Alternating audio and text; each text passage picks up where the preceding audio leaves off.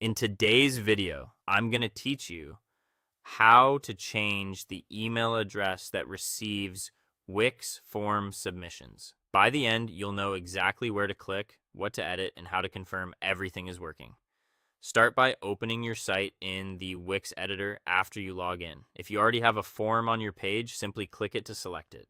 If you need to add one, open the Add menu, choose Section to make space on your page, then go back to Add, select Apps, and open Contact and Forms.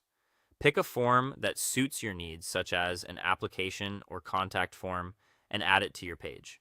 You can resize it right away by dragging the handles so it fits your layout and doesn't overlap other elements. Take a quick look at the form fields to make sure it's the one you want to receive notifications from. Next, open the form's settings. With the form selected, click the gear icon labeled Settings, then choose Manage Forms. In the Manage Forms panel, find your form's name, click the three dots next to it, and select Form Notifications. This is where Wix controls who gets alerted when someone submits information through that specific form.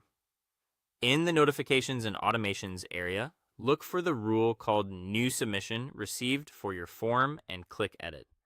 Confirm the action is set to send email, since that's what triggers the inbox notification. In the email setup, review the sender details. Set the from name to something your team will recognize and choose a from email that aligns with your brand so the notification is easy to identify. Then go to Dynamic Reply to email and update the submission email address to the new inbox where you want form responses delivered. This field controls the destination of your notifications. It's different from the from address, so make sure you're updating the correct field. Double check spelling to avoid missed messages. When you're ready, click Save or Apply to confirm the change. Now test it. Use Preview or view the live page. Fill out the form with sample information and submit it.